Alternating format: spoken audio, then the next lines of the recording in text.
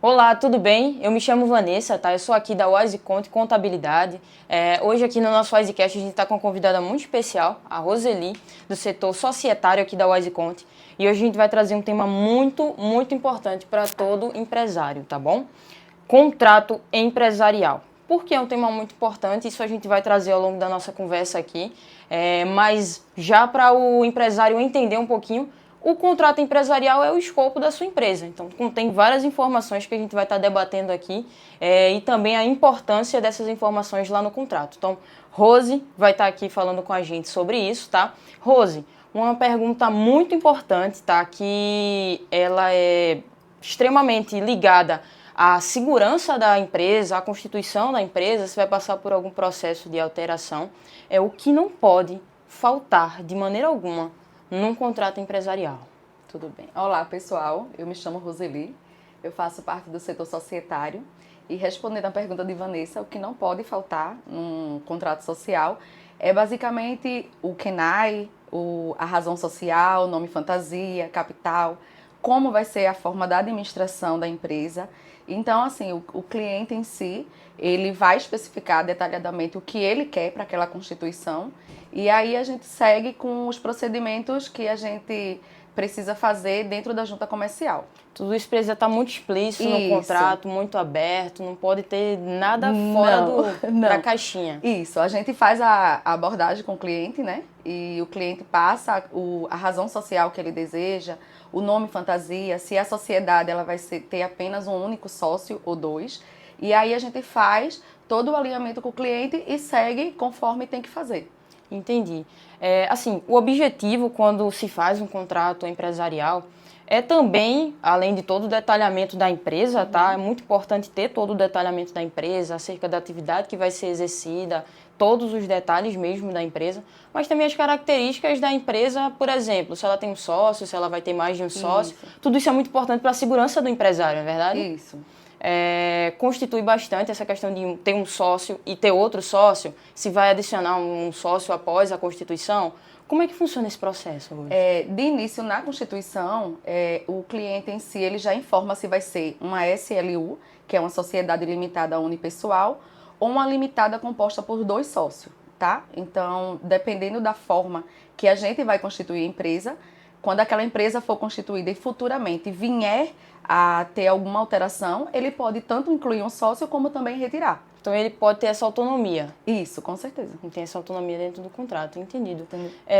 Em relação a todo o processo, ele pode fazer aleatoriamente, ele decidiu juntamente com outro sócio, ou tem algum prazo, alguma coisa do tipo que ele precisa respeitar? Você se refere à alteração? Isso. Não, a alteração ela pode ser feita a qualquer momento a partir que a empresa tenha necessidade.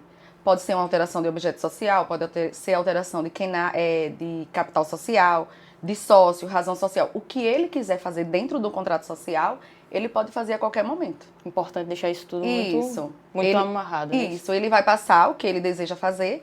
Um exemplo, se ele quiser fazer uma alteração de QSA, que é quadro do sócio, e ele vai dizer se entra ou sai algum sócio que está naquela empresa. No caso, se for incluir, a gente segue a alteração da mesma forma que for alterar.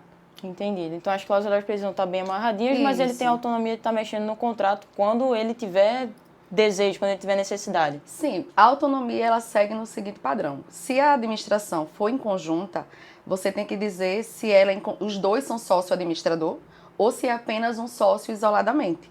Isso quer dizer que, se for sócio-administrador, os dois sócios, se a empresa tiver dois sócios, ele pode ter a administração ou sem depender da permissão do outro, tipo, da assinatura, entendeu? Da autonomia. Porque quando você vai fazer uma alteração contratual, se existe dois sócios, os dois vão estar conscientes. Então, um só não vai tomar a autonomia para fazer aquela alteração, porque precisa da assinatura dos dois. Se for apenas um sócio, ele vai incluir outro. Entendi. Então o sócio aí tem que estar andando juntinho com as Exatamente. cláusulas e todo o processo de alteração. Isso. É muito importante falar sobre isso, né? Porque quando o empresário ele está passando aí por alguma necessidade de mexer na empresa, depois da Constituição, então ele vai querer fazer alguma alteração, ele tem que pensar muito na segurança que ele vai ter a partir do momento que ele vai estar fazendo a alteração. Então a gente pensa muito nessa ideia. Uma outra pergunta, Rose, é sobre a diferença, é um ponto até interessante, sobre a razão social e o nome fantasia. Muitas vezes as pessoas confundem, até mesmo na hora da Constituição. Isso. E é pego de surpresa a questão da parte da Constituição do capital social também. Então me explica um pouquinho mais sobre essa questão.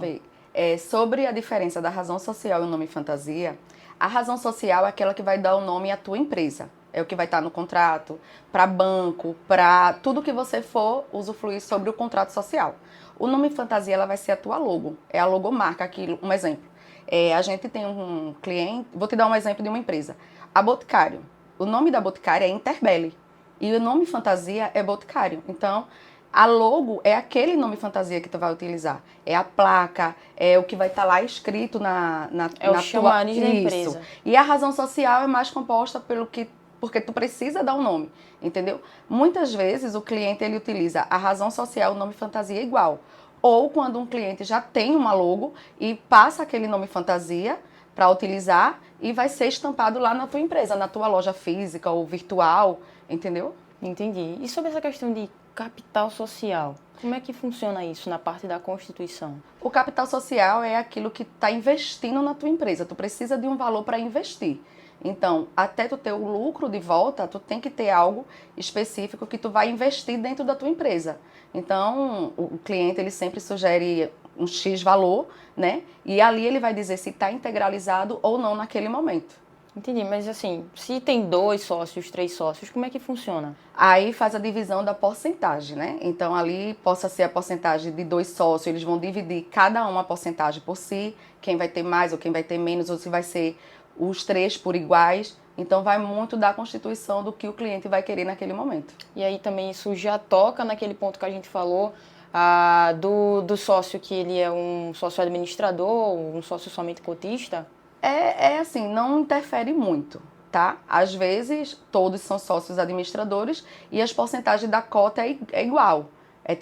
Dependendo do capital e da quantidade de porcentagem, tá? A gente divide por igual ou, muitas vezes, o cliente ele sugere, tal sócio, ele vai ter X porcentagem e o meu vai ser X. Então, ele vai, não somos nós que vai dizer, vai ser X% de cada sócio. Eles que decidem, eles que vão passar pra gente a quantidade, a porcentagem de cada um. Entendi. Então, só para quem está escutando entender melhor e também a gente esclarecer. Existe o sócio que ele é sócio administrador, existe o sócio que ele apenas é sócio, é isso? Sim. Pronto. E a autonomia do sócio administrador é diferente do que apenas sócio? Vamos lá. Aí tem 2 situações bem diferentes. Muitas vezes existe uma empresa que ele tem 2 sócios e no momento da constituição, que você está se referindo muito, eu posso ser sócia administradora e você ser sócia, tá? Sim. Isso é um momento que foi decidido no momento da constituição.